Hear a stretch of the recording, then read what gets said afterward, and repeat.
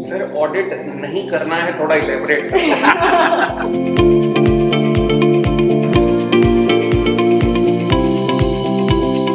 तो उसे advance accounts के साथ ही लेना है, मिलाओ हाथ ऐसे करके, साथ में ही करना है।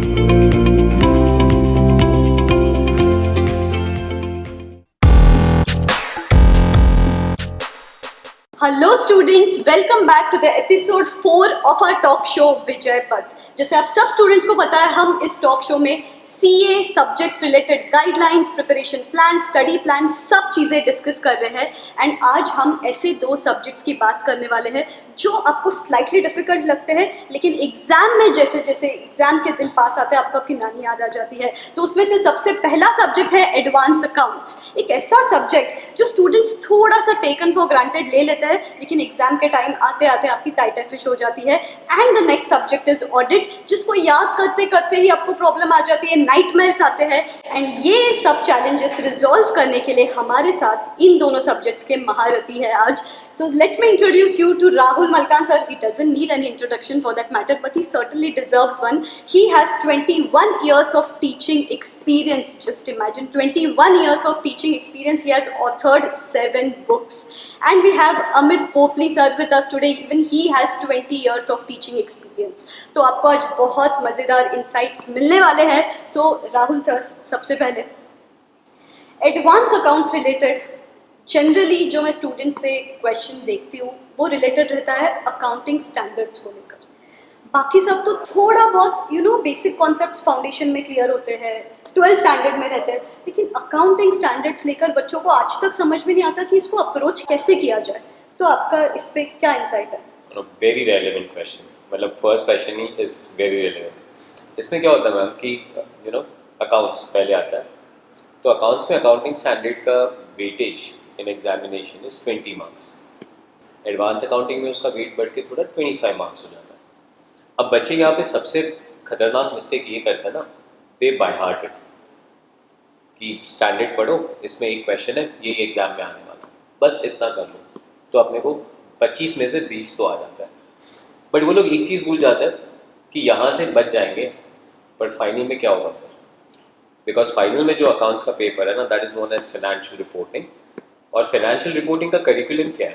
फाइनेंशियल रिपोर्टिंग का curriculum is 100 marks of accounting standard, of course not accounting standard, it is known as Ind AS. तो मेरे लिए तो है ना, स्टैंडर्ड्स आर लाइक ग्रंथ, मतलब you can not start accounts without learning the standards. तो आप तो मैं कहता हूँ कि भाई कभी भी ट्रैवल कर रहे हो, कहीं पे भी जा रहे हो, नॉवेल की तरह स्टैंडर्ड की बुक्स हाथ में रखिए एंड प्लीज रिवाइज दो standards, because they are the basic fundamentals जिस पे पूरा अकाउंटिंग बेस्ड है। तो पहले पिलर बनेगा या पहले बुक बनेगी? इट्स लाइक बिल्डिंग बनेगा, तो पहले पिलर बनेगा ऑफ कोर्स, पहले स्टैंडर्ड्स क्लियर कीजिए। एंड लिटरली, मतलब प्राउड टू से, आप अगर हमारे बच्चों से पूछेंगे ना, तो उनका फेवरेट टॉपिक अकाउंटिंग स्टैंडर्ड्स होता है, बिकॉज वहीं पे हमने स्ट्रेस किया है। So accounting standard is the base. So basic चीज़ है कि बेसिक्स पे ध्यान दो, right sir? Advance accounts I think group 2 का सबसे स्कोरिंग सब्जेक्ट है, इसमें एग्जामिशन मिल सकता है, but still I think there are just 25% students who are getting exemption in a paper like advance accounts as well.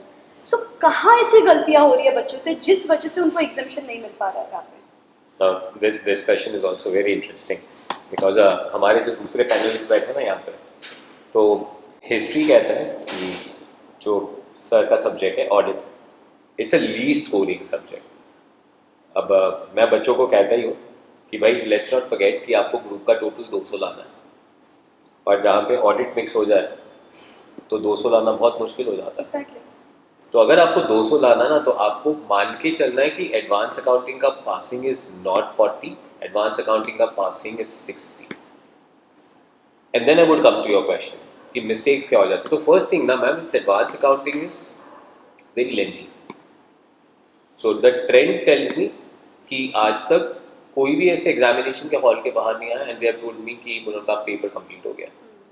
So people are able to write like approximately 70, 80 marks of paper. Now when you write 70 and 80 marks of paper, you cannot expect to score an exemption. Right. So I feel lack of practice. Writing practice. Second thing, जैसे मैं आपको कह रहा हूँ ना accounting standards, तो लोगों को अकाउंटिंग स्टैंडर्ड्स के आंसर लिखने में बहुत तकलीफ होती है। So here I would like to tell my students, एक सिंपल सा फंडा है, सिंपल सा मोटो है, ABC of writing accounting standards. A, accounting standards का आंसर स्टार्ट होना चाहिए अकाउंटिंग स्टैंडर्ड के नेम और नंबर से। If you can not write as per AS17, as per AS18, तो फ़ायदा ही क्या है? तो पहले तो आपको उसका नाम और उसका नंबर याद रखना है। Second, you have to write the provision of the standard that you are quoting, मतलब एग्जाम में कौन से प्रोविजन के रिलेटेड क्वेश्चन आए, ये पार्ट बी होना चाहिए। और उसके बाद आपका आंसर होना चाहिए। बच्चे क्या कर लेते हैं, आंसर लिख देते हैं, दे से इट्स राइट, पर कौन से स्टैंडर्ड ने कहा है, कौन से पैराग्राफ ने कहा है, वैसे तो कुछ बताते ही नहीं है। So they have to be very clear about the presentation. And finally ना 3 चैप्टर में LAC, it's like L stands for lease, A stands for amalgamation and C stands for consolidation. ये 3 चैप्टर आप ऑप्शन में नहीं छोड़ सकते हो। So this is the trick of cracking. Do accounting standards, do LAC, you are sorted. Exactly, I think इन subjects को, इन टॉपिक्स को प्रायोरिटी दोगे तो ultimately things would be sorted. And sir, to add on to this, मुझे ऐसे लगता है कि बच्चे अकाउंट्स जैसा सब्जेक्ट रीड करते हैं एंड देन एग्जाम्स में जाके वो स्टेप्स जब लिखने की बारी आती है they get stuck. So I think accounts को रीड करना बंद करते हैं and let's start practising accounts. I think उससे ही आदि राइटली पुट ना, अकाउंट्स का ऑडिट मत करो। हाँ, don't audit accounts. Exactly, audit के लिए पूरा सब्जेक्ट है, ऑडिट करो, अकाउंट्स का ऑडिट मत करो। Exactly, that was my point. And sir, last चीज, how important is concept clarity in a subject like advanced accounts? Ma'am, I would not tell you how important it is. In fact, it is the only important stuff. अगर आप fundas नहीं पढ़ रहे हो तो क्या accounts पढ़ रहे हो? एंड मतलब कोर्स का नाम क्या है? Chartered accountant. So it is loaded with accountant, and if you don't clear your fundamental concepts of accountant, तो आप चार्टर्ड अकाउंटेंट कहाँ से बने? मतलब आप अगर अमालगमेशन नहीं कर रहे हो, आप अगर you know kind of consolidation of financial statements नहीं कर रहे हो, इट साउंड्स सो फनी। मतलब एक आध बार हो गया, बच्चे ने कहा कि सर मैंने यू नो कंसोलिडेशन ऑप्शन में छोड़ दिया और चार्टर्ड बन गए।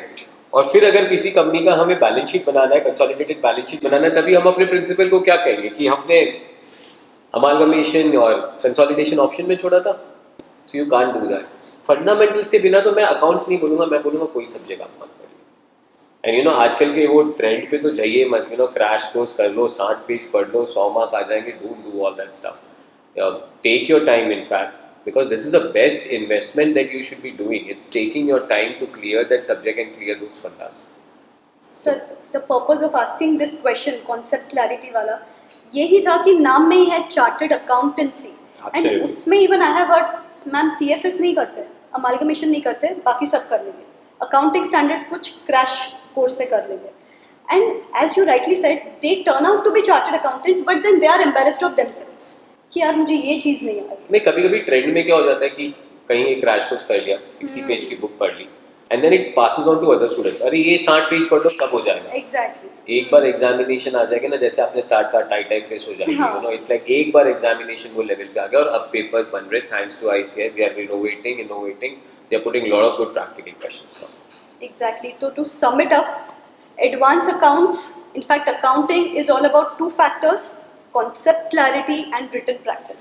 ये दोनों चीज़ों को सॉर्ट कर लोगे तो आपका पेपर सॉर्ट हो जाएगा। एक final cheese, it's like don't just एक एडवांस अकाउंटिंग करने से ख़त्म हो जाएगा। आपको एटलीस्ट लास्ट 5 साल के RTPs NTPs सॉल्व करने हैं, ऑडिट नहीं करना है। शी टोल्ड वेरी करेक्टली कि आपको ये सॉल्व करना है, so you need to have the notepad and the pen and the calci and solve it, and that is how you clear it. Sir audit नहीं करना है, थोड़ा इलेबोरेट। ऑडिट नहीं करना है सब्जेक्ट, नहीं, मैं रिपीट कर दूंगा, अकाउंट्स का ऑडिट नहीं करना है, ठीक है? वैसे ऑडिट करना है, ऑफ कोर्स करना है। तो अगला सवाल सर मेरा आपसे रहेगा। सर वैसे अनअकैडमी पे आपको one of the most jolly teachers माना जाता है, लेकिन सर ऑडिट का सब्जेक्ट बच्चों को रुला रहा है। Only 11% of the students have passed audit examinations in the last attempt. ये इंस्टीट्यूट का रिसर्च है। So sir, what do you think? What's the reason behind this? आपने बिल्कुल ठीक कहा मैम कि ग्रुप 2 में इंटर में जो सबसे ज़्यादा बच्चा फेल होता है इस टाइम, वो ऑडिट में होता है। उसके पीछे रीज़न क्या है? रीज़न अगर हम एनालाइज करें तो मेजर रीज़न है कि स्टूडेंट्स को राइटिंग प्रैक्टिस नहीं है। एक्चुअली हम बुक्स के सहारे पढ़ते हैं, जो भी बुक्स से पढ़ाया जाता है, और चार्ट्स वगैरह की स्टडी करते हैं, तो स्टूडेंट लिख के कभी देखता नहीं है। पहली बार वो लिखना तब पसंद करता है जब ICI के 3 घंटे के रंगारंग कार्यक्रम में जाता है तो पहली बार वो वहीं लिख रहा होता है। तो राइटिंग प्रैक्टिस नहीं है, जिस वजह से प्रेजेंटेशन कैसे निकलनी है ये नहीं पता लग पाता।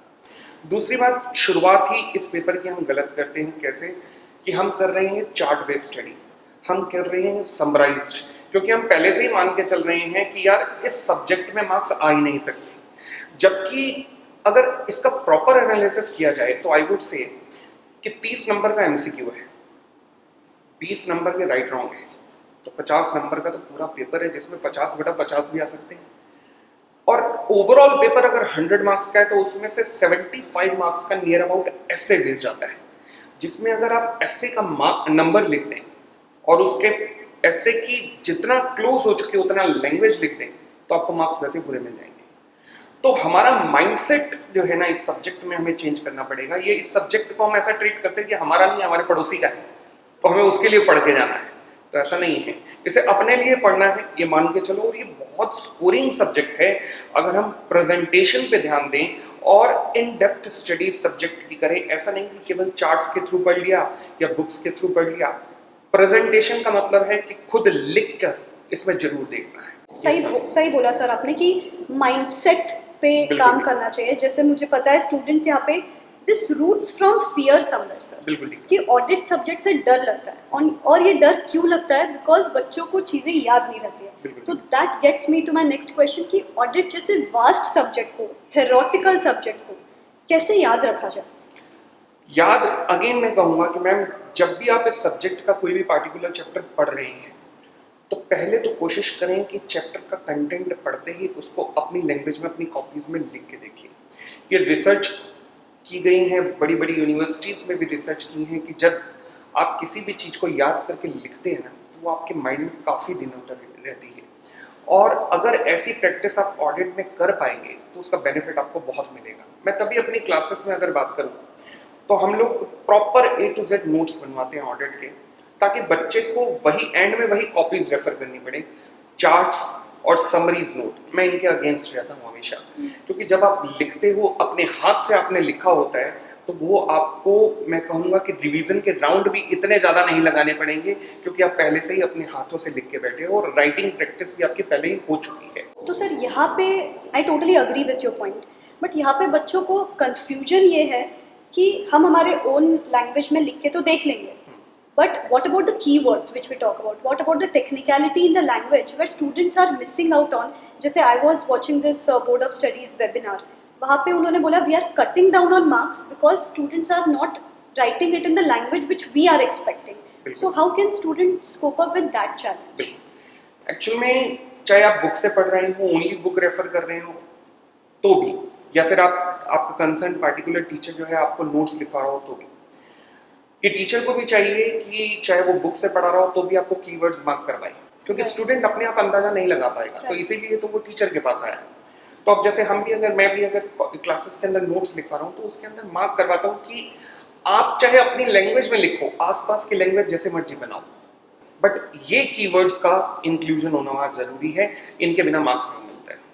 तो ये बहुत ज़्यादा ज़रूरी है और ये टीचर की रिस्पॉन्सिबिलिटी बनती है कि वो स्टूडेंट को यहाँ पर गाइड करे। एग्जैक्टली सर, एक और मेरा पर्सनल एनालिसिस है कि बच्चों को क्वेश्चन इंटरप्रिटेशन में प्रॉब्लम है। ऑडिट को लेकर specifically there is a problem with interpreting the questions. So कितना इम्पोर्टेंट है question solving when it comes to studying a subject like audit? बिल्कुल ठीक मैम। देखो, हम थ्योरेटिकल सब्जेक्ट को थ्योरेटिकल कह तो देते हैं, आपने बिल्कुल ठीक कहा मैम। आजकल का जैसा ऑडिट का पेपर आता है और स्पेसिफिकली जैसे आजकल के पेपर में केस स्टडीज आती हैं, आई वुड से कि किसी भी स्टूडेंट को ऑडिट की इंटरप्रिटेशन से, फॉर एग्जांपल पार्टिकुलर एसे की किसी पार्टिकुलर वर्ड की इंटरप्रिटेशन क्या है ये भी पता होना चाहिए। अगेन यहाँ हमारी तैयारी में एक दिक्कत है। से फॉर एग्जांपल मैं इंटरनल कंट्रोल की डेफिनेशन की अगर बात करूँ तो स्टूडेंट नॉर्मली ये रट लेंगे कि इंटरनल कंट्रोल का मतलब क्या होता है, अच्छे तरीके से रट के चले जाएंगे। बट अगर उसी कॉन्सेप्ट को मैंने पहले 4 एग्जाम्पल्स के थ्रू समझा हो कि वो कॉन्सेप्ट क्या है, तो पेपर में अगर इंटरनल कंट्रोल से रिलेटेड केस स्टडी आ जाए, rather than asking a direct question define the internal control, अगर वो केस स्टडी बेस्ड पूछ ले तो स्टूडेंट फिर भी उसे सॉल्व कर पाएगा। तो इसलिए जरूरी है कि जो भी एसे के अंदर लैंग्वेज लिखी हुई है उसका अंडरलाइंग मीनिंग क्या होता है ये स्टूडेंट को पता होना चाहिए ऑडिट के अंदर भी। एग्जैक्टली सर, तो ये बिल्कुल सही बात नहीं। बच्चों को लगता है कि ऑडिट थ्योरेटिकल पेपर है, बिल्कुल। But actually it's a practical paper. जैसे राहुल सर ने कहा कि एडवांस अकाउंट्स पे ध्यान दो, ऑडिट पूछ की तरह निकल जाएगा, नहीं, ऑडिट भी उतना ही ताकतवर है, तो उसे एडवांस अकाउंट्स के साथ ही लेना है। मिलाओ हाथ ऐसे करके, साथ में ही करना है और साथ में ही करेंगे, साथ में ही करेंगे साथ में ही करेंगे तो ही पास होंगे ये group, otherwise not practically possible. तो जैसे सर ने बोला, टू सम इट अप, यहाँ पे इंटरप्रिटेशन इंपॉर्टेंट है, कॉन्सेप्चुअल अंडरस्टैंडिंग इंपॉर्टेंट है एंड प्रेजेंटेशन इंपॉर्टेंट है। ये तीनों चीजों का कॉम्बिनेशन, राइट सर? ये तीनों चीजों का कॉम्बिनेशन आपको ऑडिट जैसे सब्जेक्ट में बहुत अच्छे मार्क्स, जैसे सर ने बोला, इनफैक्ट एग्जेम्पशंस भी दिलवा सकते हैं। Any closing note sir? बस ये मान के चलना, ऑडिट है हमारा, पड़ोसी का नहीं है, हमारा है, तो उसको भी उतनी ही मोहब्बत देना जितनी एडवांस अकाउंट से करते हैं। सर आप? और एडवांस अकाउंटिंग का ऑडिट मत करना। I always tell my students कि self confidence is a key. तो अपने आप से रोज बोलते रहिए, I am the best and I will score in examination. Thank you thank you so much. Thank you. Wish you all the best students.